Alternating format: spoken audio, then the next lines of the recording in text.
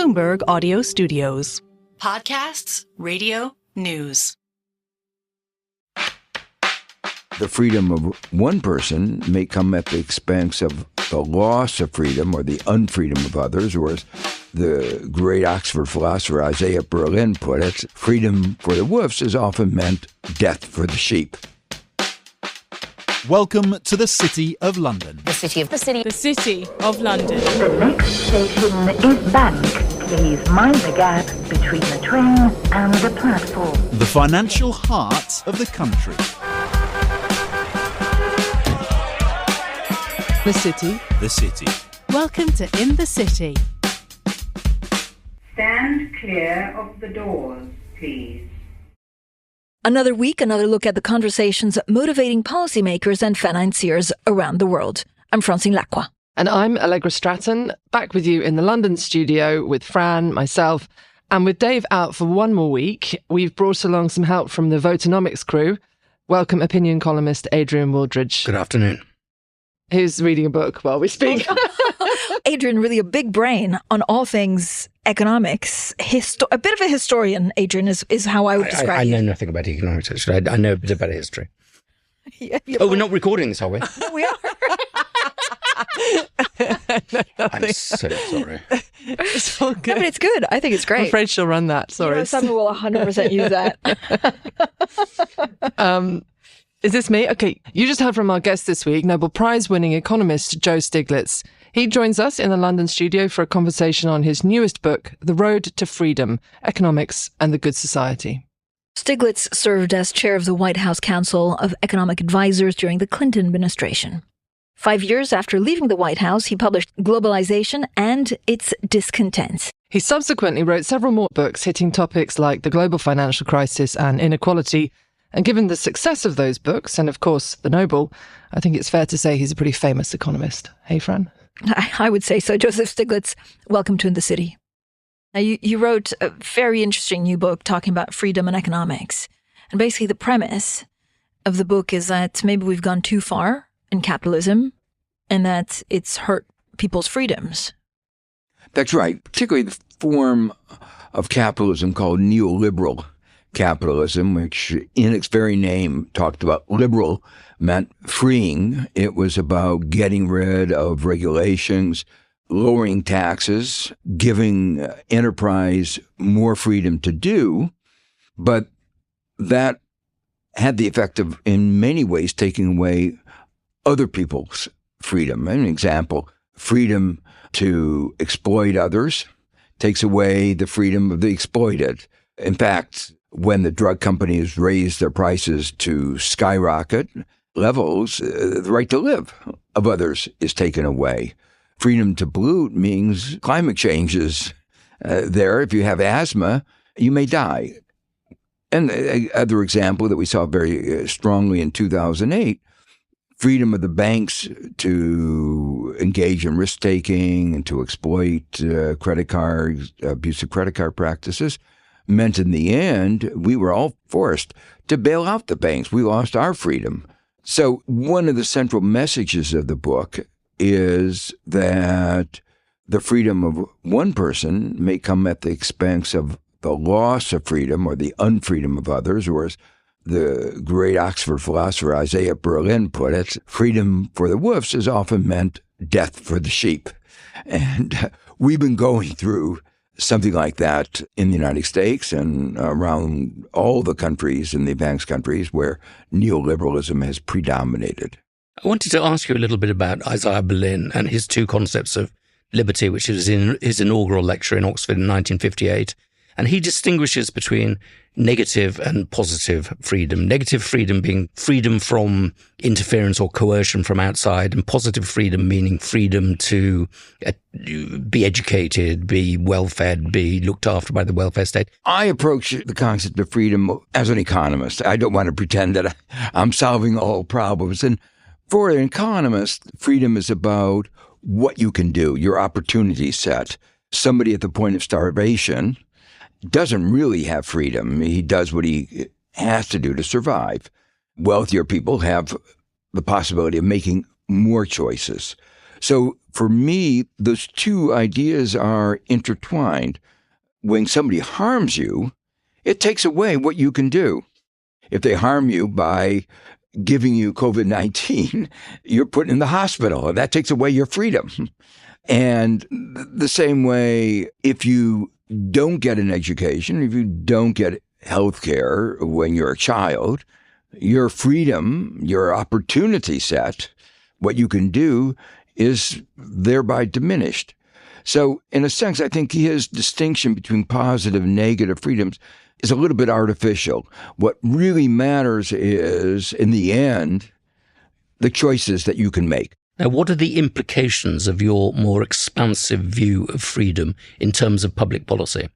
It means that we have to be very sensitive to how one person can harm another, but we also have to be sensitive to how we collectively can do things that can expand all of our opportunities, expand all of our freedoms. An example I give is traffic lights. Traffic lights are a regulation. They seem to be taking away your freedom. You can't go until you get a green. You are constrained. It's a kind of coercion. But think about life in London or New York in the absence of traffic lights. You wouldn't be able to move anyway. There would be gridlock. That little coercion has expanded our freedom to do. They're an intrusion from government, you might say, really expands our freedoms. Our collective freedoms. And our collective freedoms, our individual freedoms. And that's where Isaiah Berlin's distinction between negative and positive is a little bit wrong. There is coercion there, but coercion can be freeing. Professor Stiglitz, can I ask you how much you're following the UK? Because you have these two different concepts of freedom expressed within the right. So we have inside the Conservative Party Liz Truss, who spends a lot of her time in your country on the lecture circuit talking about, in your categorization, that kind of old idea that the right owns this freedom agenda. And then you have Rishi Sunak, who's just put through Parliament a smoking ban.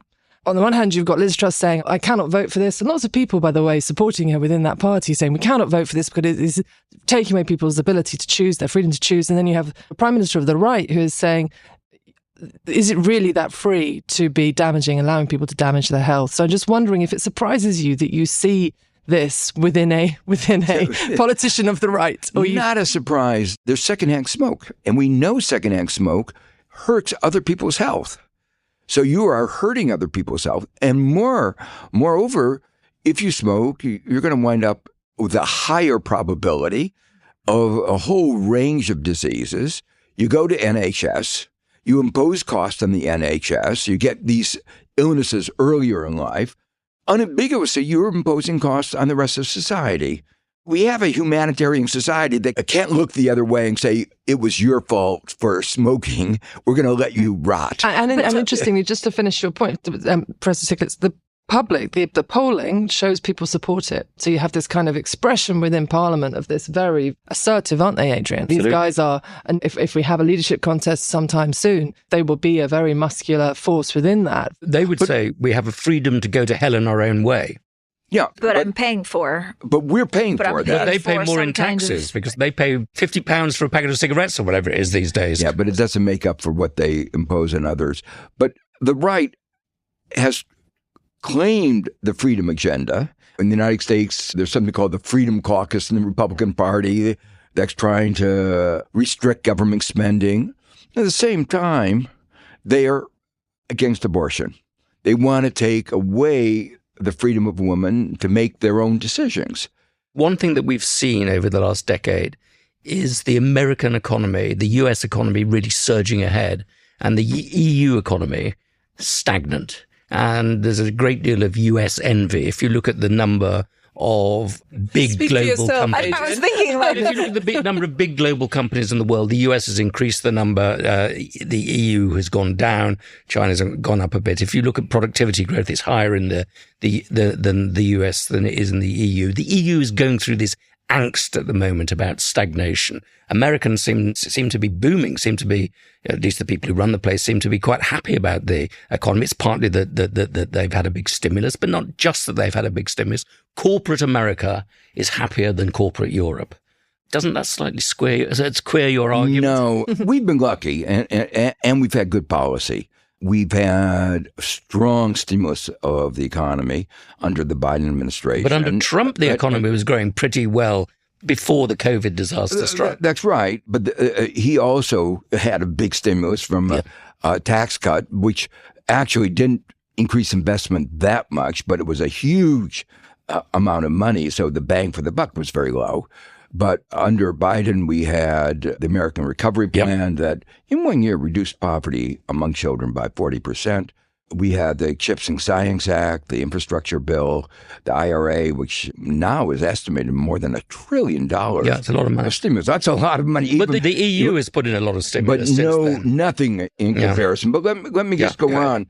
We have a couple other lucky things and a couple policy things. On the luck side, we have a lot of natural resources. And part of our boom is that we've become the largest exporter of fossil fuels. And in the context of global warming, I'm not sure that's a great thing, but it is a big boom to the American economy. But Professor, Facebook, Amazon, all of these big ones. What are they based on? But that's not luck. Internet. And what was the internet? Where does that created? Government investment. The internet was created by the U.S. government. The first browser was created by the U.S. government. So we created, through government, funded by taxes, you might say, the intellectual infrastructure to the boom that we are having. You go back to COVID-19. Were we successful in the vaccines? It's partly because the U.S. government funded some of the basic research that led to the mRNA platform. Now, But yet you're so good at exploiting these things and so good at creating companies on the basis of this investment, which Europe hasn't been able to do. You have an entrepreneurial spirit, a way of scaling up companies, which Europe just doesn't have. I agree. Our venture capital firms are very impressive. On the other hand, part of their success is based on the fact that we've let our competition laws not keep up with the times. So these firms have an enormous amount of market power and are exploiting their market power in multiple ways. I completely agree with that, and I think those companies are much too big, but I'd rather have a lot of big companies that I wanted to get smaller than no big companies around at all. Well, I don't think one should think about... I think the success of a country should be measured by the standard of living of the typical citizens, not Bill Gates or Jeff Bezos or Elon Musk. And if you look at how well the typical American is doing, not doing that well. Incomes have stagnated. People at the bottom, and the minimum wage is as low as it's been for 60 years, 65 years. That's not, in many ways, a successful economy. Life expectancy in the United States is lower than in almost any of the other advanced countries. The disparities in life expectancy are greater. I would not want to be born in the United States in the bottom. So tell us, if you have a second President Trump and you have these stagnating living standards, where does this story end? Where does it go to next? It gets worse. You know, this is, you might say, the irony that he was elected because many Americans felt they were left behind. They were not being heard. He sold himself as the champion of these Americans. You have to understand, Trump is a con man. It's that simple. And he persuaded them that he would undertake an economic agenda that would lift them up.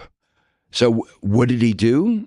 The first thing he tried to do was to take away what was called Obamacare. It's our weak insurance program for those in the middle, leaving millions of people without any health insurance. Fortunately, because of one Republican, John McCain, he failed. Then what did he try to do? A tax cut. But for whom? For the ordinary Americans? No. For the billionaires, for the big corporations, actually raising taxes for a majority of Americans. So I give them credit for false advertising. But Professor Stiglitz, if he's a con man and he gets another term, does he get found out? Or does he? He doesn't. No, he So can. potentially he's not a con man then. Potentially his subsidies and his tariffs on Chinese imports and so on, they rebuild America's industrial base, create more jobs, potentially there is a Trump answer. That's what he tried in his first term, and it was totally unsuccessful. Biden has been much more successful in restoring our industrial base because he didn't try to restore the old industries. It wasn't looking in the past. What Biden said is, what are the new industries of the future? Chips, green economy, green transition. And we have to be the leader in the new industries. And that's been remarkably successful. I think one example was we thought the take-up on some of these green subsidies would be about $250 billion. It looks now like $1 trillion. That, unfortunately, you might say, from your point of view, we're stealing some jobs from Europe. I mean, the Europeans would say that, but Professor Stiglitz, what Donald Trump's China policy, which at the time, frankly, seemed crazy, is now mainstream. Unfortunately, yes. What I dislike about the China policy is that Trump sees the world through a lens of zero sum. If China's doing better, we're doing worse.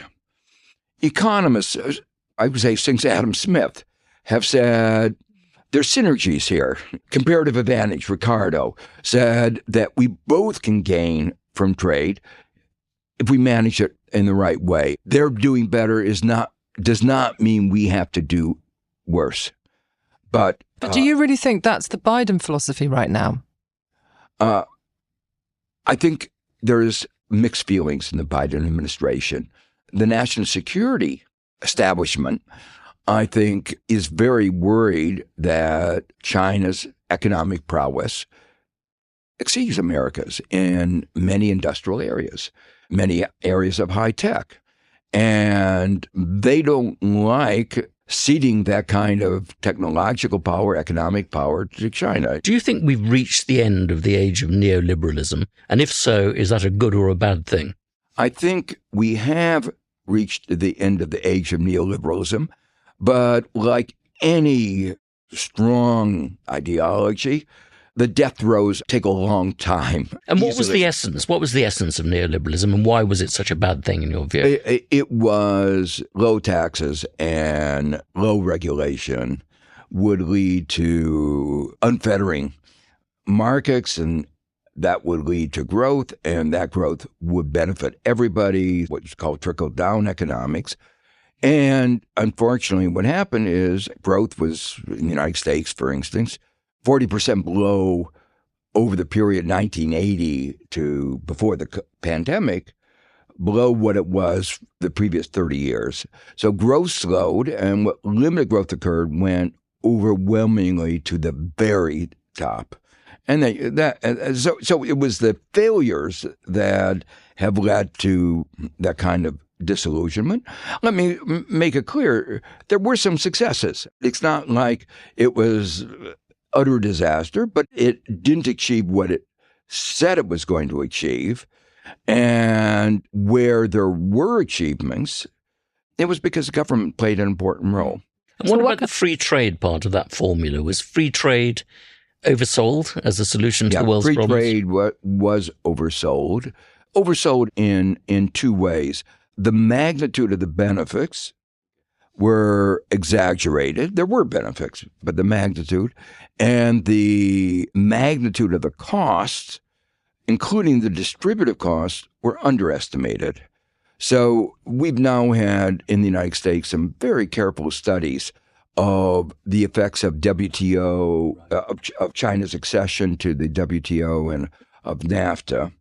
And if you look very carefully at the places in the United States where imports surged because of either of these two agreements, wages are lower, property values are lower, unemployment is higher. And Trump voting is higher, presumably. And Trump voting is higher. Professor, so what comes next? Actually, if you look at the world economy, we're seeing, of course, onshoring. We're seeing fighting, frankly, for ideologies. That's part of my book. In this book, I try to describe an economic system. I call it a rejuvenated social democracy, progressive capitalism. The name isn't so important as to say what are the set of ideas. And the ideas include a richer ecology, an array of institutional arrangements, and more role for collective action of many different forms, government and voluntary collective action, cooperatives, a whole set of... Where? In the U.S.? Where Everywhere. will we see this first? Everywhere. I think Europe is more likely to embrace these ideas because you're closer to these ideas already. And that's why you say a rejuvenated social democracy. Some countries in Europe are already there. The National Health Service is viewed as a treasure of the UK. The idea of having national health insurance is still resisted in the United States. Professor, it seems like we've lost the ability to talk to each other, right? Of division. There's just division everywhere in almost every strand of life, and you see that on campus. As a professor at Columbia, how does that make you feel? What's happening? Well, we live in a polarized society. There's no doubt about it. On campus, we try to have rational discussion. We try to convey, I would say, the basic values of the Enlightenment. We are an Enlightenment institution, and we strongly endorse those values, and we try to convey to our students those values, that reasoned discourse we may not agree fully, but we can understand better, and we can reason towards a compromise. But the fact that there are protests, let me say 2 or 3 things about them. A lot of what is going on is outside our campus borders. We live in New York City, and we can control the campus, but we can't control what's going on outside the boundaries of our campus. People feel very strongly about what is going on, and our students do. And I feel good that our students are engaged, that our students have empathy with the tragedies that are going on in the world. I want to make sure they have a balanced empathy. There are many problems going around the world that I would like them to get more engaged in. Protests are an important part of youth, and it should be a part of our society. They were an important part of my life. In August of 1963, I joined the March on Washington for racial justice and jobs. There is a role for peaceful protest in our society, and it can be an important element of social change. But what about the occupation of Hamilton Hall and the decision to call in the NYPD to remove the occupiers? In general, I feel a reluctance to call in police, particularly for young students. I'm not happy about their having a police record, and quite honestly, our police are sometimes a little rough. But I'm not fully apprised of all of the negotiations that were going on, what damage they were doing. The president said she had no choice. She didn't want to do it. So I don't want to second guess the difficult decision that she had to face. I'm sure she didn't want to call in the police. It was, from her point of view, something of a last resort. Do you think it will play in the election? I think that concerns about how the Middle East is being handled will play in the elections. I hope it won't overcome the fundamental point that Trump is a con man. For anybody committed to democracy, anybody committed to social justice, a re-election of Trump would be a disaster.